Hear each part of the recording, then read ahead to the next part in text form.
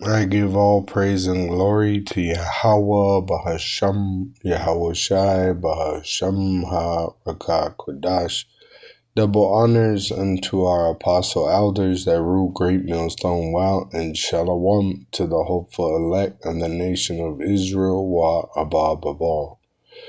Alright, so this is Ecclesiastes. I'm going to read it in the NLT because it says it a little more clear in the modern English. And it's the writings of King Solomon. And pretty much at the end, he figures through all these different trials and tribulations that he witnesses, that serving the Lord is the only thing good in this world. All right.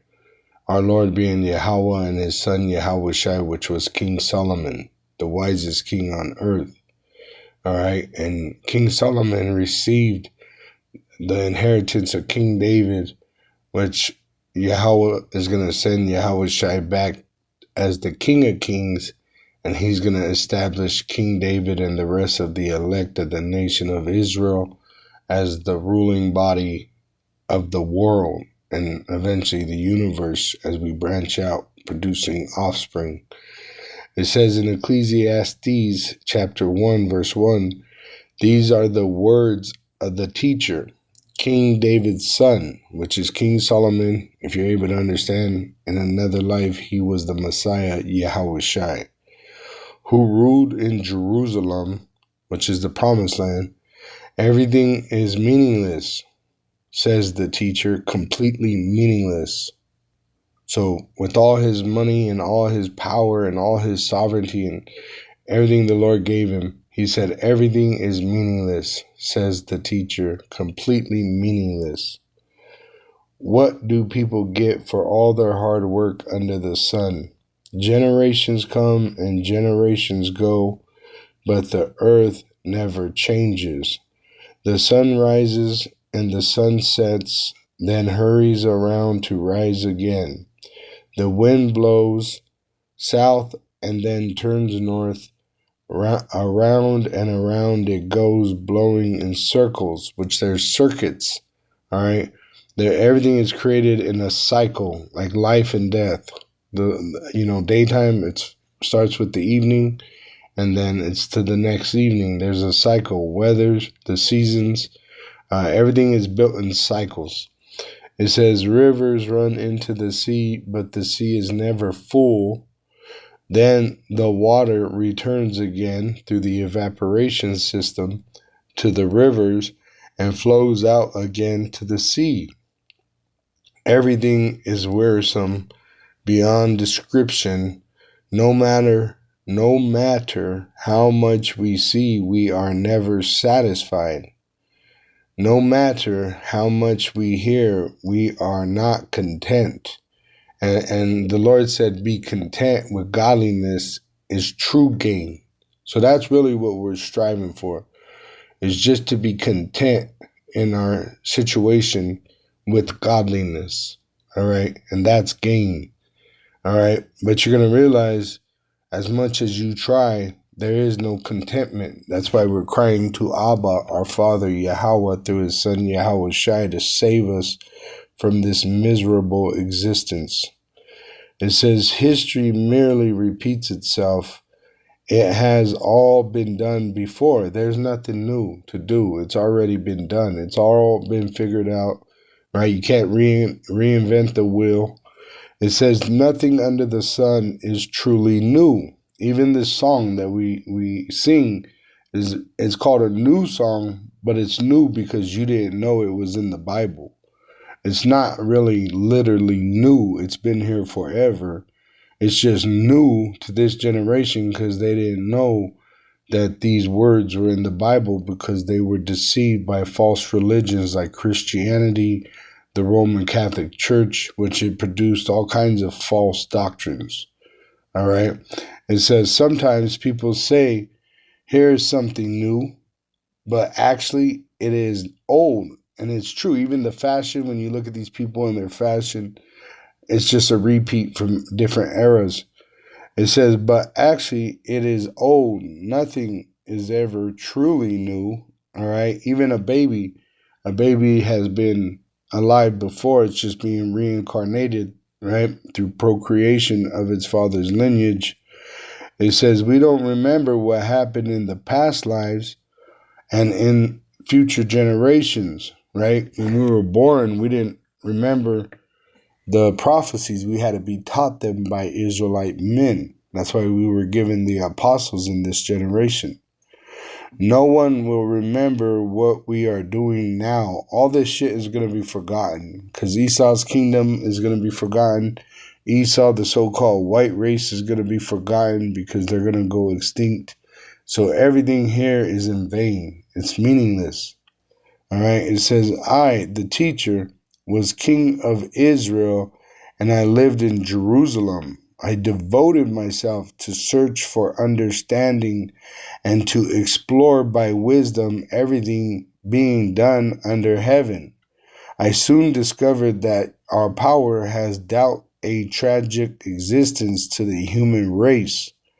I observed everything going on under the sun, and really, it is all meaningless, like chasing the wind, because you could never get contentment. What is wrong cannot be made right. What is missing cannot be recovered. I said to myself, look, I am wiser than any of the kings who ruled in Jerusalem before me. I have greater wisdom and knowledge than any of them. So I set out to learn everything from wisdom to madness and folly. But I learned firsthand that pursuing all this is like chasing the wind. The greater my wisdom, the greater my grief. To increase knowledge only increases sorrow. So that's why you see brothers, they'll be frustrated sometimes because really we're in deep sorrow and grief because we have a heavy knowledge. All right, we know the truth. Yahweh is going to send Yahweh Shai back. And all this shit is meaningless. And you see everybody around you doing meaningless shit. You see? So that's why really the main focus is in serving the Lord, which that is going to get us a reward that endureth forever, which it's already preordained. It's already preordained. So it says in Ecclesiastes chapter 2, verse 1, I said to myself, come on, let's try pleasure. Right? So he said, I'm going to just live in pure pleasure. Let's look for the good things in life. But I found that this too was meaningless. Which you see these women, they got nice jobs where they get fat checks. They got a place, a car. They go on vacation twice a year. They could fuck any man they want. But they're fucking unhappy. They're miserable. They're trash. Right? It's hilarious to see these old women on fucking, shaking their bodies looking for someone to love them after they just lived their whole life in pleasure, which they're already dead. Right? It says a woman that lives in pleasure is already dead. All right? So I said laughter is silly. I mean, madness, right? Like a person that, like the Joker, they said that his character was like a psychopath, So that's what he's saying, You see these women that, they laugh real loud. They act like they're all having a great time, right? Really, they're sick in the head. It says, what good does it do to seek pleasure? After much thought, I decided to cheer myself with wine. And while still seeking wisdom, I clutched at foolishness. In this way, I tried to experience the only happiness most people find during their brief life in this world, which you might be able to drink some wine, fuck a bitch, but guess what? There's no contentment, right? Because either you get too drunk, you lose your shit, your bitch cheats on you, right? It's all madness. It's all meaningless. It's all worthless. All right.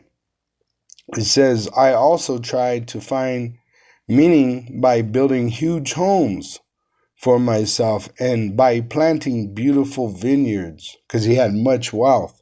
and many slaves. I had gardens and parks, filling them with all kinds of fruit trees. I built reservoirs to collect the water to irrigate my many flourishing groves. I bought slaves, both men and women, and others were born into my household.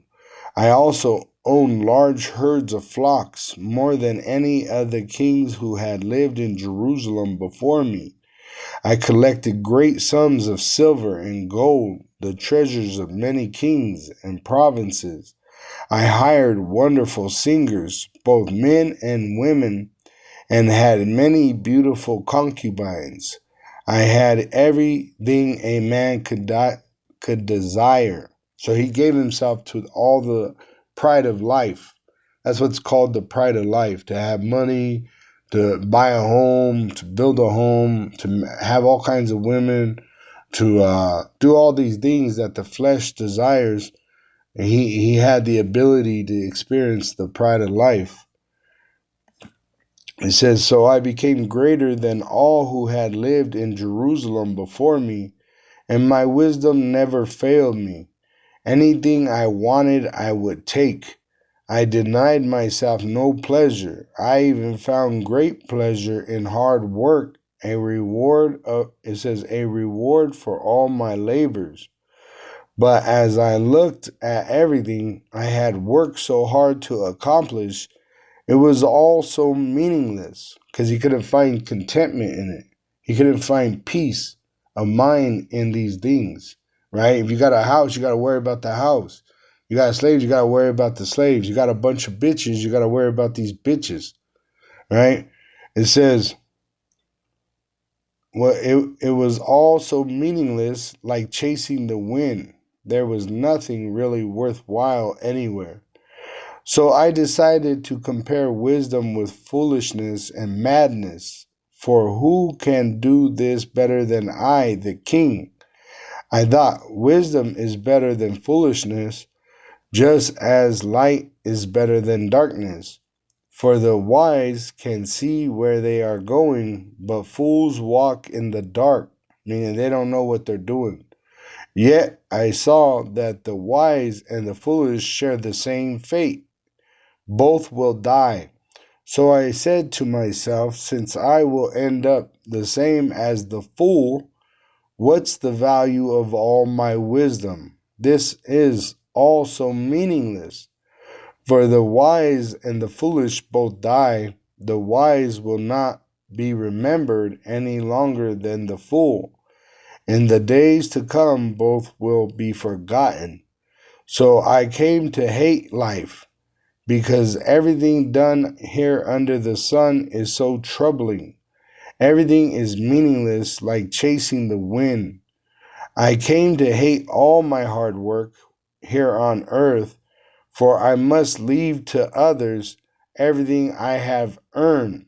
And who could tell whether my successors will be wise or foolish? Which, if you go into the history of Israel, you'll have one generation that is righteous, the next generation which is wicked, right?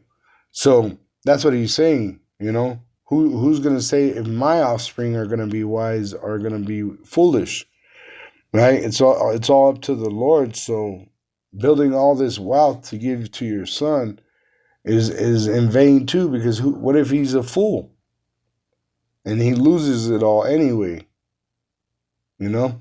It says, yet they will control everything I have gained by my skill and hard work under the sun. How meaningless. So I gave up in despair, questioning the value of all my hard work in this world. Some people work wisely with knowledge and skill, then must leave the fruit of their efforts to someone who hasn't worked for it, which they won't value it. This too is meaningless and a great tragedy.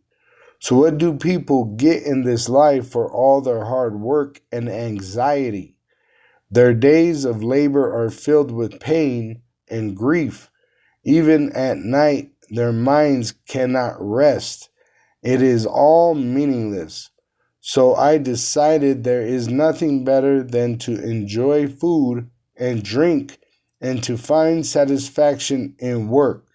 Then I realized that these pleasures are from the hand of our power, which is to be able to eat, drink, and be satisfied in your purpose of serving the Lord. That's literally what he goes into.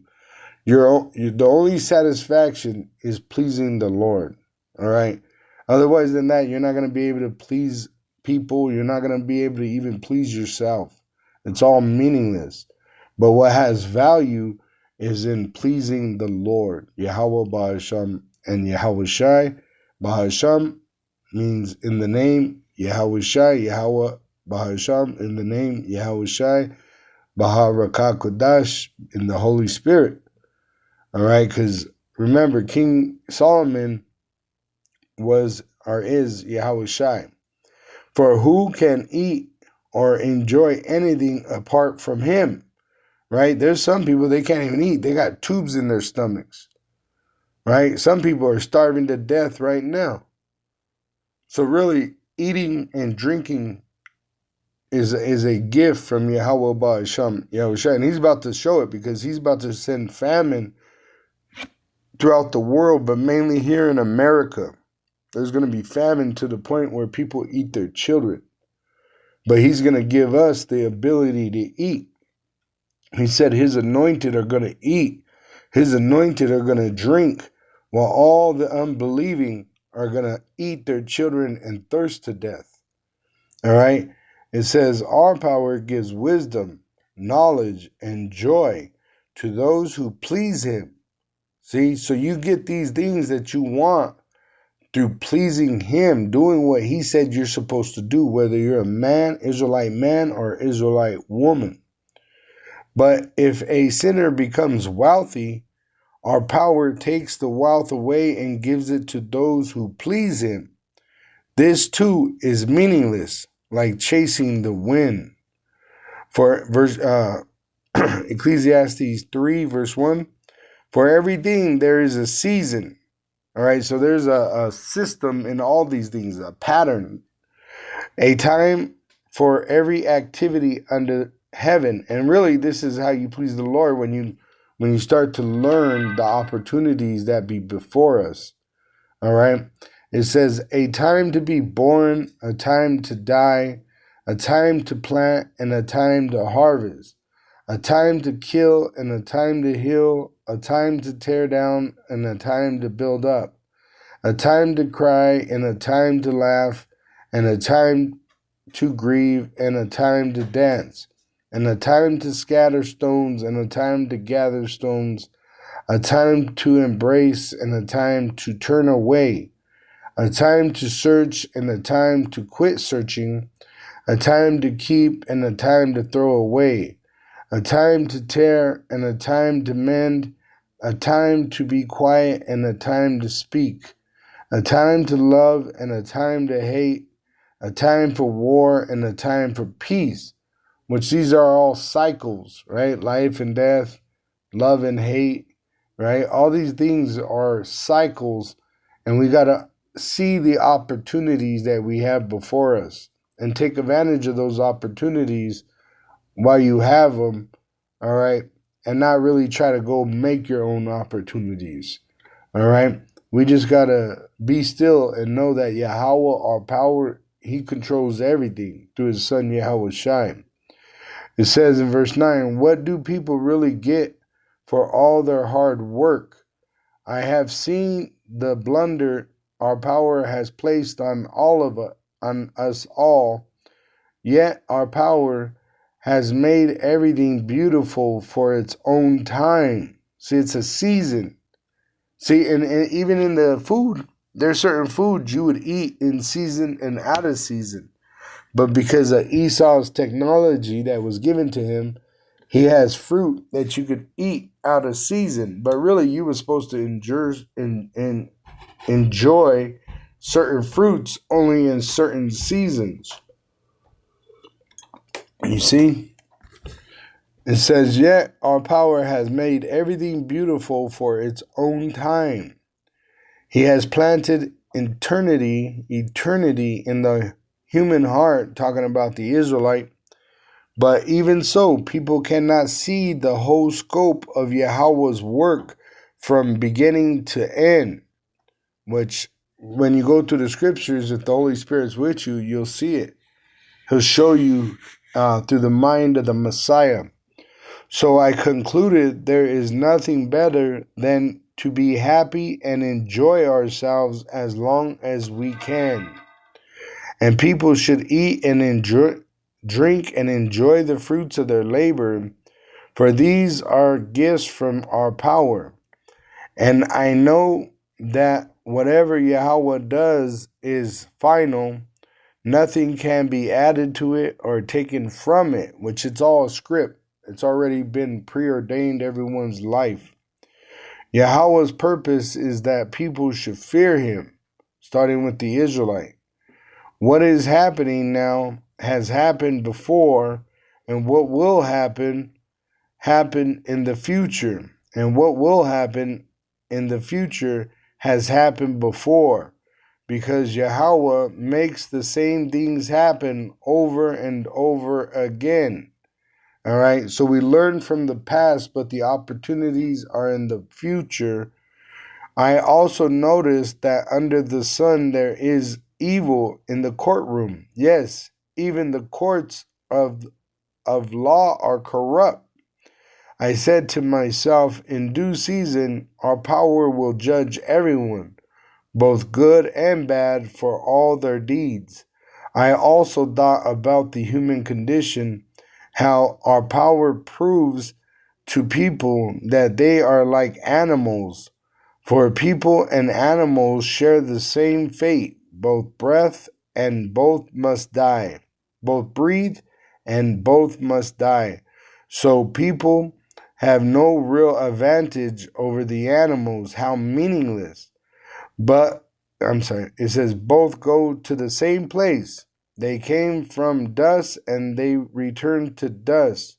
For who can prove that the human spirit goes up and the spirit of animals go down into the earth? So I saw that there is nothing better for people than to be happy in their work. That is our lot in life. And no one can bring us back to see what happens after we die.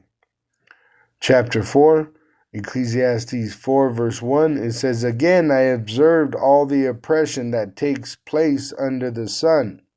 I saw the tears of the oppressed, with no one to comfort them. The oppressors have great power, and their victims are helpless. So I concluded that the dead are better off than the living. But most fortunate of all are those who are not yet born, which even Job said this, it's better to be born dead than to be born and live, because at least you didn't see the troubles of the world. For they have not seen all the evil that is done under the sun. So this is why it's better to be born dead than to be born to a life of a bunch of trouble. Then I observed that most people are motivated to success because they envy their neighbors, which that's what this whole world's built on, is envy. All right, they envy each other. They envy each other's health. They envy each other for their wealth, for their fitness, for their money, for the everything, right? That's why you got Jake women dyeing their hair blonde, because they envy the devil for looking dead. They put blue eye contacts, right? They lighten their skin. Why? Because they envy the devil, right? But this too is meaningless, like chasing the wind. Fools fold their idle hands, leading them to ruin. And yet better to have one handful with quietness than two handfuls with hard work and chasing the wind. See, so it's better just to understand this and live, lower in a state than to have much and all kinds of fucking trouble with it. Like these stars, they got that show, Him, the movie Him. And they pretty much, they were like, what are you willing to give for your dream? And he was like, everything. And then come to find out, his father sold him out anyway. He was never going to obtain the wealth he wanted, that his brother and his mother was telling him, don't come back without a contract. Don't come back without a contract. It's all in vain. It's all meaningless to try to succeed in this world. All right? It says, I observed yet another example of something meaningless under the sun. This is the case of a man who is all alone, without a child or a brother, yet who works hard to gain as much wealth as he can. But then he asks himself, who am I working for? Why am I giving up so much pleasure now? It is all so meaningless and depressing. That's why it gives you Isaiah, 4:1. Because you got women that think they're successful because they have no husband, no children, but they got a job, they got a car, which the men do it too, which I just read. But you see these women that are virgins their whole fucking life, right? And they might sleep around, but they never really have children or nothing. They're going to be so ashamed when the Lord comes back, Yahweh Ba'asham Yahushai, because they missed the whole purpose of life. A woman was not created to try to be like a man. She was created, they're soft, to be fucked, and to have children. That's it. That's their purpose. All right? There's really no other purpose for a woman. A soldier said that. I was watching this interview of this soldier, and he says, when you go to war, the only purpose of a woman is for sex. Otherwise than that, there's no purpose for a woman. You see? Because guess what? When you're in war, it brings everything into reality. It brings you into a reality check. All right? And a woman, the only purpose a woman was created for was sex, to bring forth your lineage. See? And nowadays, you can't even find a good woman for that because these women are whores. Right? So it's so meaningless. All right? Esau's given liberty to women. Now you can't even find a woman to have your child without her having a horrible past with other men, right? Or have some kind of secret desire for the future. You see? Which I know men that had children with women, and the woman abandoned the child, not the man, but the woman. For what? Career and opportunity. Because she thinks her purpose is to try to find the grass is greener on the other side. Right? So this happens with men and women. I'm just giving you examples. All right? It says two people are better off than one. All right? It's better to have a brother or a wife to share, your life with. Like it said, a brother, at least you could pass some money down to your brother and he can help you when you need help. Or a son, if you're to have a son or a daughter or whatever, you're able to help her and them. And they, like it says, two people are better off than one. But you got these people thinking that individualism is something good, These women, I want to be independent. There's no such thing as an independent person. Everyone is depending on a system. All right? There is no independence. All right? It says two people are better off than one, for they can help each other succeed. Right? You get lonely, at least you got a woman, you could pop her and feel a little bit of comfort. Right?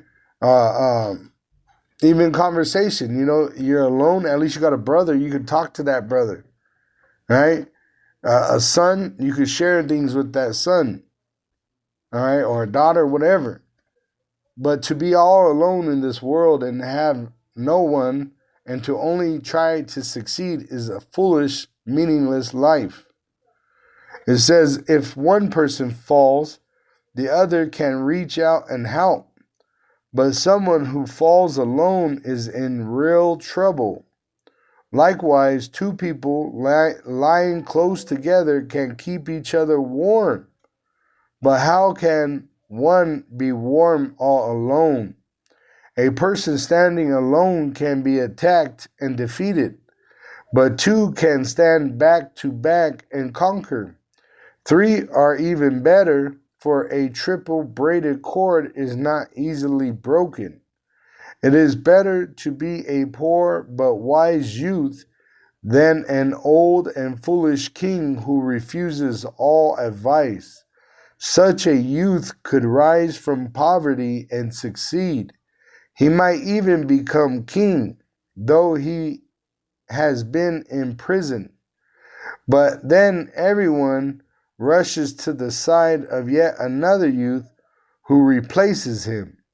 Endless crowds stand around him, but then another generation grows up and rejects him too.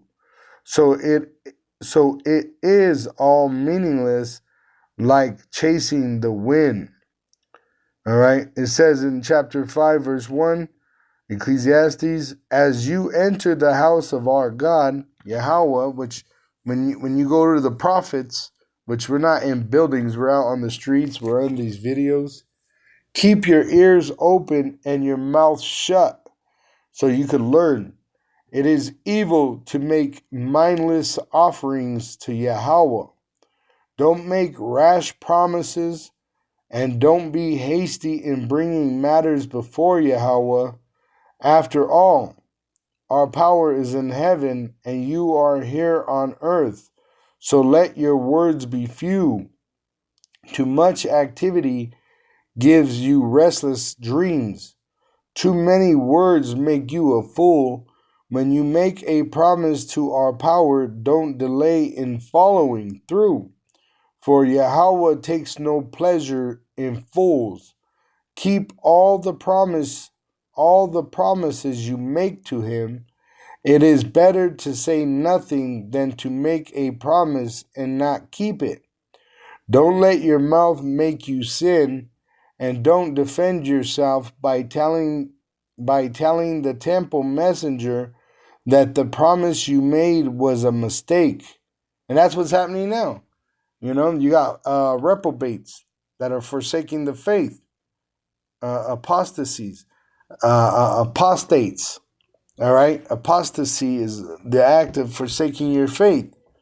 All right, and we're in 2026, the year of apostasy, and that's like a woman that gets a divorce from her husband. All right, you literally are committing adultery. Even if you go find another man, that's adultery. You see, so you're supposed to keep your promises. All right, and that's why this world is faithless, because they don't keep their promises. All right, it says that would make our power angry, and he might wipe out everything you achieved. It says talk is cheap, like daydreams and other useless activities. Fear our power, Yahweh, instead. Don't be surprised if you see a poor person being oppressed by the powerful, and if justice is being miscarried throughout the land. For every official is under orders from higher up, and matters of justice get lost in red tape and bureaucracy. Even the king milks the land for his own profit. But you've seen Nero 47 do this, right? The Ice Cube, Ice-T programs, and the money scamming that Trump is doing. Those who love money will never have enough. How meaningless to think that wealth brings true happiness. The more you have, the more people come to help you spend it. So what good is wealth except perhaps to watch it slip through your fingers? People who work hard sleep well, whether they eat little or much, but the rich seldom get a good night's sleep. There is another serious problem I have seen under the sun. Hoarding riches harm the saver. Money is put into risky investments that turn sour, and everything is lost. In the end, there is nothing left to pass on to one's children. We all come to the end of our lives as naked and empty-handed as on the day we were born. We cannot take our riches with us. And this too is a very serious problem. People leave this world no better off than when they came. All their hard work is for nothing. All their hard work is for nothing, like working for the wind. Throughout their lives, they live under a cloud, frustrated, discouraged, and angry. Even so, I have noticed one thing at least that is good. It is good for people to eat, drink, and enjoy their work under the sun during the short life Yahweh has given them, and to accept their lot in life. And that's why America's a wicked ass place, right? They tell you prosperity doctrines. They tell you you can come here and go from poor to rich, when really you're better off just accepting your lot. That's your life, and be happy in eating and drinking with your loved ones. That's really what it is. All right. But you got people fucking doing backflips, eating shit out of the ass for an advancement, right? Like these Hollywood people, Jake, that are in Hollywood, they got to eat the caca off the golden spoon, right? Weinstein, remember they had Harvey Weinstein, and he was making all the, I believe they were models or actresses, and he had like a deformed sex organ, and they had a freaking suck on it or something. It's in the news. He got sent to prison. Howard Weinstein, I think his name was. He was a small hat, counterfeit Jew, and he was controlling, I believe, his movie business or the model business. And they said, see right here, it says, you are likely referring to disgraced Hollywood mogul Harvey Weinstein instead of Howard Weinstein's Harvey Weinstein. Several of his accusers and victims have provided harrowing and graphic testimony in court, describing his genitalia as having heavily scarred and deformed. And he used to make them do that shit. And they would do it for a fucking part in a movie. Fucking people, man. Nasty motherfuckers. See? So it's better off just to be poor and keep your integrity. You see? But you got men and women selling out for a bag that's going to go right through their hands. You know, I was even thinking about like these prostitutes, right? Because they're legalizing prostitution where I'm at. And really, so what? You suck a dick for $100, $300? So how many dicks you got to suck for 1,000? Okay, and you spend that 1,000. So how many more dicks you got to suck? You know? It's stupid to be in these situations. You see? When you could just be faithful to one dick and be happy. See? It says, and it is a good thing to receive wealth from Yahweh and the good health to enjoy it. To enjoy every work and accept your lot in life. See, it is good to accept your lot in life. All right? It says, this indeed a gift from our power, Yahweh. Yahweh keeps such people so busy enjoying life that they take no time to brood over the past, to, reflect in their problems that they had because they're happy in their life. If you have found joy in your lot, right? Whether you are a man or a woman, we have a lot in this life. The men, we're supposed to be eating this role and teaching our people the truth, which we know that only the elect will obtain this, which there's 144,000 elect, but there's 1/3 of the nation of Israel in America that are going to believe and hear and be converted, all right, which there's Israelites throughout the whole world, all right, scattered, that are watching online, and they're hearing this truth and believing on Yahweh's Son, Yahweh Shai. All right, so that's our lot as men. But then the women, Isaiah 4:1, they're gonna come to the reality that their only lot was to serve a man, to give pleasure to a man. They have no man. They have no children. So guess what? When the Lord is coming, they're going to be so ashamed. So ashamed. All right? It says, there is another serious tragedy. This is Ecclesiastes 6:1, which I'll jump to 12 from here, because there's 12 chapters. I wasn't going to go through them all, but I went to 6, and then I'm going to read the last bit of 12. So it says in verse 1, there is another serious tragedy I have seen under the sun, and it weighs heavily on humanity. Yahweh gives some people great wealth and honor and everything they could ever want, but then he doesn't give them the chance to enjoy these things. They die, and someone else, even a stranger, ends up enjoying their wealth. This is meaningless, a sickening tragedy. A man might have 100 children and live to be very old, but if he finds no satisfaction in life and doesn't even get a decent burial, it would have been better for him to be born dead and have no children. So, once again, your happiness is not even in producing the children, because really your children could be born wicked. All right. It says his birth would have been meaningless, and he would have ended in darkness. He wouldn't even have had a name, and he would never have seen the sun or known of its existence. Yet he would have had more peace than in growing up to be an unhappy man.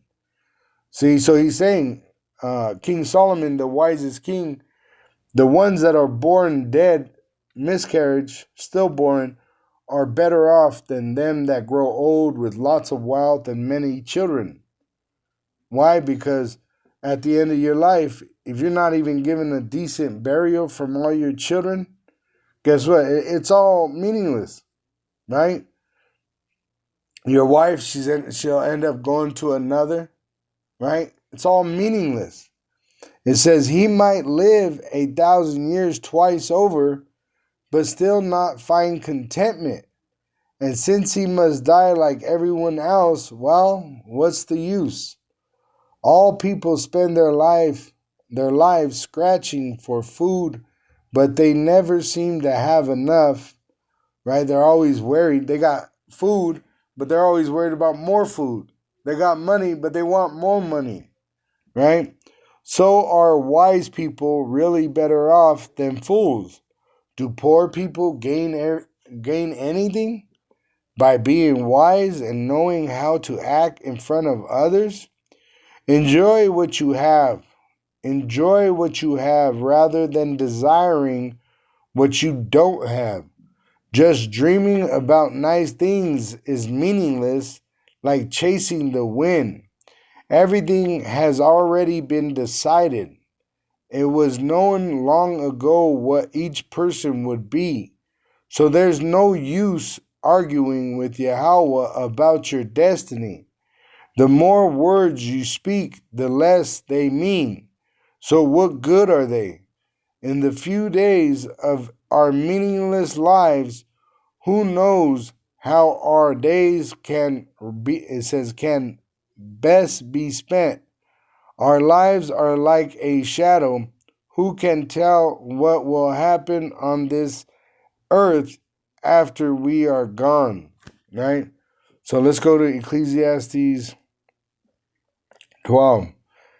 Verse 1, it says, don't let the excitement of youth cause you to forget your Creator. Honor Him in your youth before you grow old, and say life is not pleasant anymore. Remember him before the light of the sun, moon, and stars is dim to your old eyes, and rain clouds continually darken your sky. Remember him before your legs, the guards of your house, start to tremble, and before your shoulders, the strong men stoop. Remember him before your teeth, your few remaining servants, stop grinding, and before your eyes, the women looking through the windows seem dimly. Remember him before the door to life's opportunities is closed and the sound of work fades. Now you rise at the first chirping of the birds, but then all their sounds will grow faint. Remember him before you become fearful and falling and worry about danger in the streets.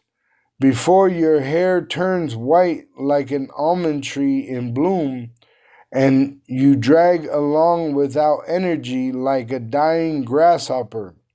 And it says, and the capberry no longer inspires sexual desire, which is an aphrodisiac, right? Say you're suffering from the lack of sexual desire, they got aphrodisiacs. Like they say, chocolate. If you eat real chocolate, it'll make you, sexually active. But there's a certain time in men's life, like King David, I believe he was like 80, and he had a young virgin in his bed to make him warm, but he couldn't get hard to pop her.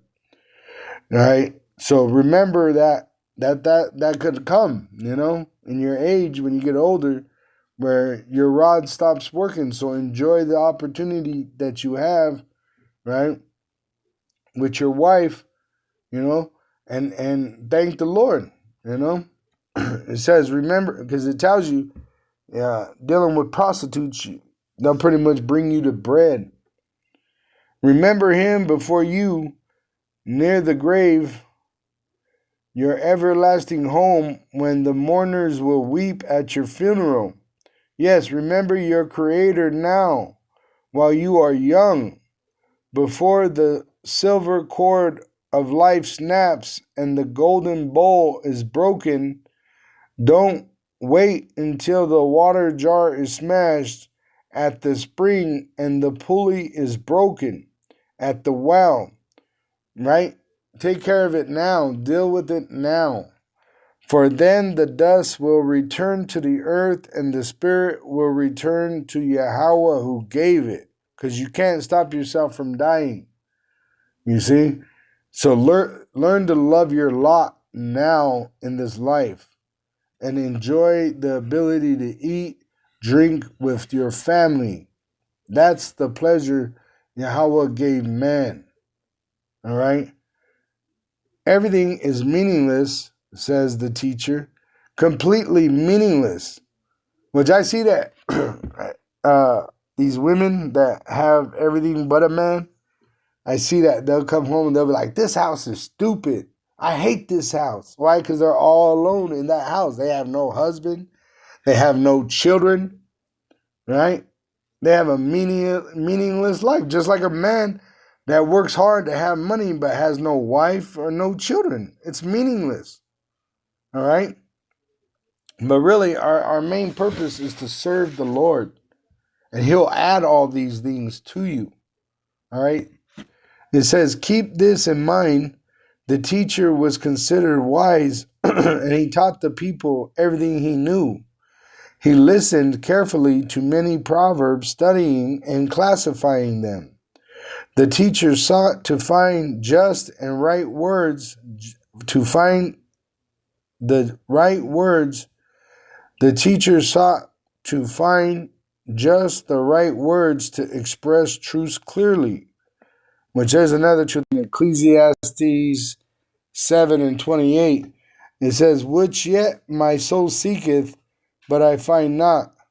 One man among 1,000 have I found, talking about a righteous man, but a woman among all those have I found. Let me read that again. Which yet my soul seeketh, but I find not. One man among 1,000 have I found, but a woman among all those I not found. And he's talking about a righteous man and a righteous woman. And he interviewed 1,000 men and 1,000 women. And he said, in 1,000 men, I only found one righteous man. In 1,000 women, I found not one. All right. So he's telling you in these scriptures, King Solomon, about all the wisdom that he has and what he's discovered with this wisdom. And this is for the Israelites' sake. All right. So this is also why we're not supposed to search out our own glory. Look for women. Really, they're supposed to be given to us. All right. And really, it's your wife that was supposed to give you the other woman, like Sarah gave Hagar, or like who was Jacob's wives. He had his wives and then their servants as concubines. You see? So you're not really supposed to go look for women.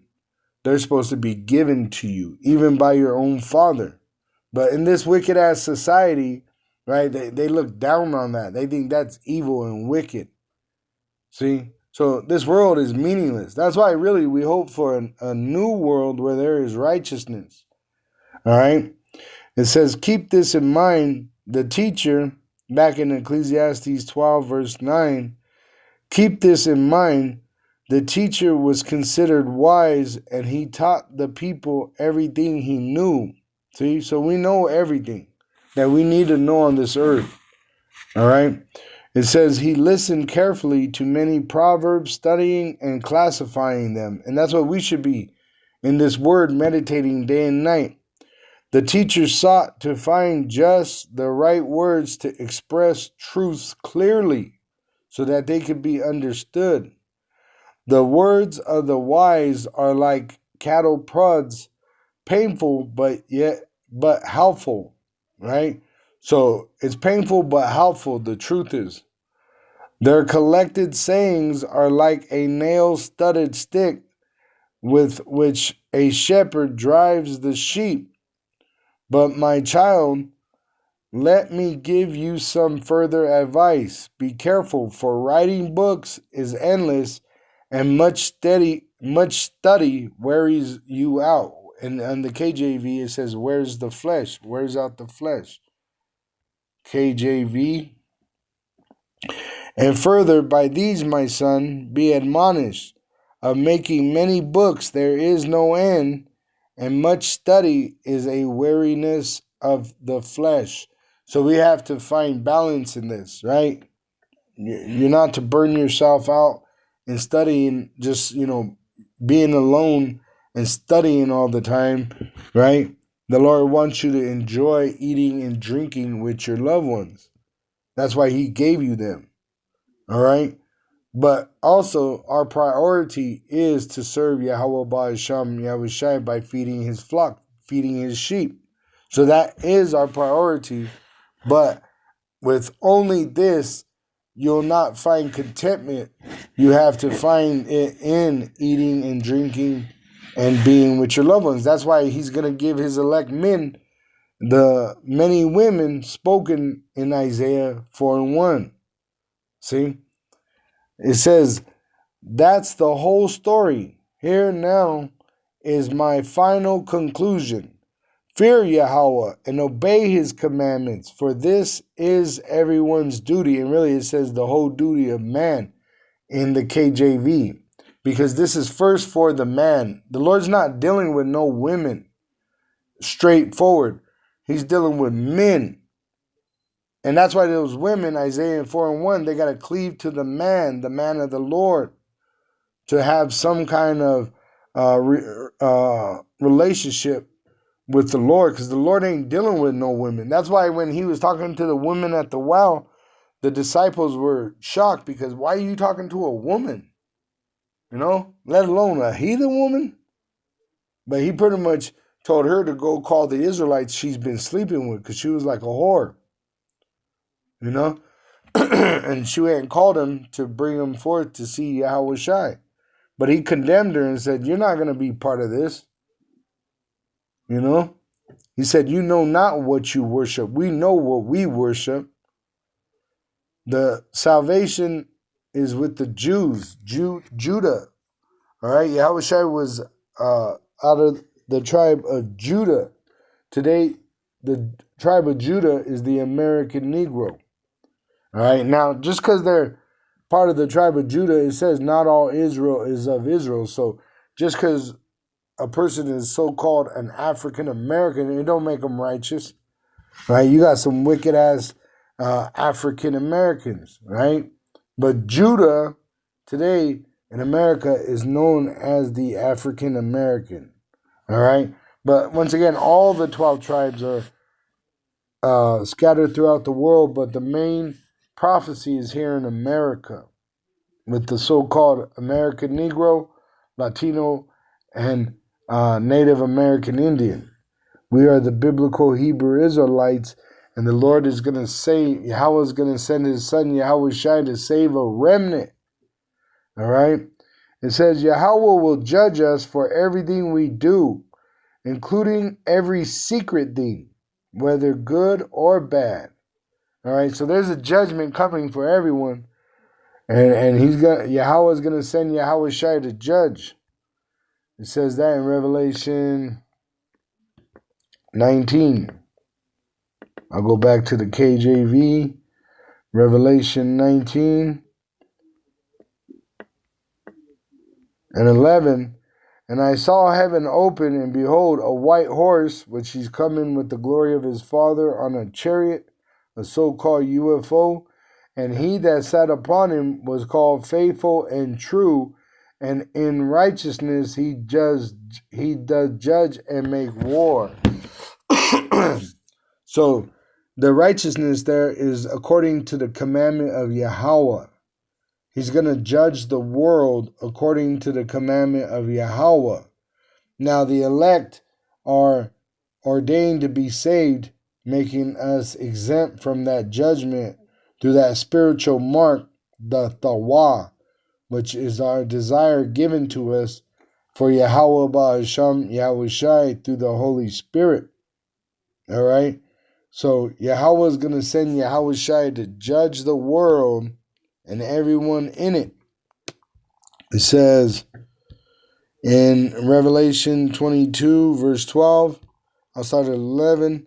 It says, he that is unjust, let him be unjust still. And he which is filthy, let him be filthy still. And he that is righteous, let him be righteous still. And he that is holy, let him be holy still. And behold, I come quickly, and my reward is with me, to give every man and woman and child according as his work shall be. I am Alpha and Omega, the beginning and the end, the first and the last. Blessed are they that do his commandments, that they may have right to the tree of life. The tree of life is the works of the elect, and may enter in through the gates as an Israelite into the city. For without are dogs. And that's how these people are living, like dogs. All right? Dogs, they just fuck each other and move on. Right? It says the whoredom of a woman is like a filthy dog. All right? Let me see if I can pull it up. I'm not sure if I read it because it was paused, so I'm going to reread it again. Ecclesiasticus 26, verse 25.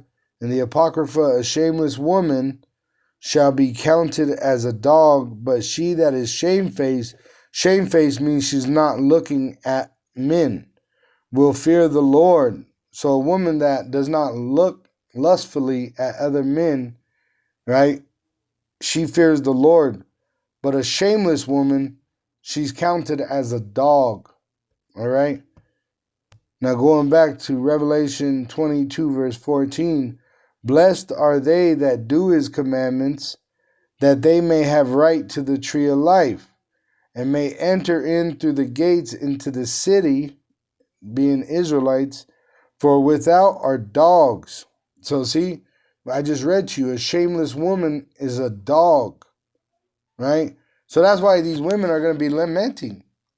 They've been whores their whole life, and now when judgment comes, they have no man, they have no children, they have a job, they have a fucking education, they have a fucking apartment, they have a car, but they have nothing. You see? It says, and sorcerers and whoremongers, which whoremonger means pimps, men that pimp women, and murderers and idolaters, and whosoever loveth and maketh a lie, which are going to have their place in the lake of fire. See? It says, I, Yahushua, have sent mine angel to testify unto you these things in the churches amongst the elect men. I am the root and the offspring of David, and the bright and morning star. And the spirit of the bride, and the spirit and the bride say, come. Which this is our desire, is that Yahweh send Yahushua. We're praying for Yahweh to send Yahushua. That's why it says, the Spirit and the bride say, come. The Spirit is in the bride. And let him that heareth say, come. So the Israelites that believe, they're praying for Yahweh to send Yahushua. And let him that is athirst come, which we're to thirst for righteousness, right? Really, the elect men, we don't hate the women. We want righteous women that are shamefaced, right? We don't want a shameless dog, right? Just as the men, we need to examine ourselves first, all right, lest we be reprobates. It says, don't you know that Yahushua is within you, except you be a reprobate? See, so it starts with the men first.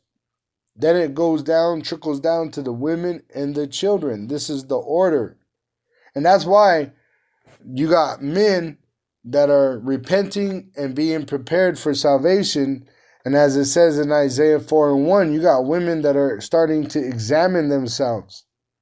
All right? And there's women that are already preordained to be saved that are going to be brought to the elect, and they're going to be married to them through sex. All right? It says, and let him that athirst come, and whosoever will, let him take the water of life freely, which is this truth. For I testify unto every man that heareth the words of the prophecy of this book, if any man shall add unto these things, Yahweh shall add unto him the plagues that are written in this book. So you got a Christian bookstore, which is a fucking vain thing. You're not supposed to add your personal interpretation or your feelings about the. You're supposed to submit, right? But you got women writing Bible books about the Bible, when a woman is not to teach. A woman is not to be an authority over the man. But you got men putting women in positions of authority over a man. See? It says, and if any man shall take away from the words of the book of this prophecy, our power, Yahweh, when he sends his son, Yahushua, shall take away his part out of the book of life and out of the holy city and from the things which are written in this book. See? So like, once again, men are going to get a bunch of women in these last days. Some men are going to be pimping them. I heard a story of a cop, and he said the girlfriend of a man, she cheated on him. So he took her and tied her to a bed and charged $20 to pop her until she died in that bed. You know, you're not supposed to do that. That's not just. You see? You're if anything, if a woman cheats on you, the actual judgment is death. All right? But in this wicked ass society, Esau makes it where they can do whatever the fuck they want and just keep moving on. right? A woman can marry, have children, divorce, marry, have children, divorce, marry, have children, divorce. Shit, they don't even have to get married. They could just fucking, get dick down as much as they want, and there's no consequences. See? So that's what Yahweh is sending Yahweh Shai to bring forth the consequences. All right? The judgment of what's going to happen is written in these scriptures. And if you don't want part in that judgment, you want mercy, you got to understand what's written in these scriptures, because it's both in these scriptures, life and death. And it's only for the Israelite to know. The wicked shall not understand, and that's even including 2/3 of the nation of Israel in America. They don't understand. They think the way of America is a fucking dream. All right? It says, verse 20, he which testifieth these things saith, surely I come quickly, which is red letter because Yahweh Shai. He's the one saying it. All right? It might be painful what I'm saying, and you're listening, right, watching these videos, but it's Yahweh Shai saying it. He's the one that said it. He was King Solomon, and he's the Messiah, which he's going to return and save us, and he's also the one that's going to leave those Israelites behind that are going to die here in America for their unfaithfulness. All the unfaithful Israelites shall die in their unfaithfulness. The men are to be faithful to Yahweh Ba'asham Yahweh Shai, and the women are to be faithful to their husband. If not, you're dead. You might have pleasure, but you're already dead. All right? You just don't know it yet. And you're going to realize the truth in the lake of fire, nuclear destruction. And while you're burning there, it tells you in Proverbs, in the book of Proverbs, when you're in that lake of fire being consumed, you're going to, why didn't I listen to my teacher? Why didn't I listen and repent? Why didn't I listen? It says, even so, come, Lord Yahweh Shai. The grace of our Lord Yahweh Shai HaMashiach be with you all. Amen. Shalom to the elect of the nation of Israel. Wa Abba Babal.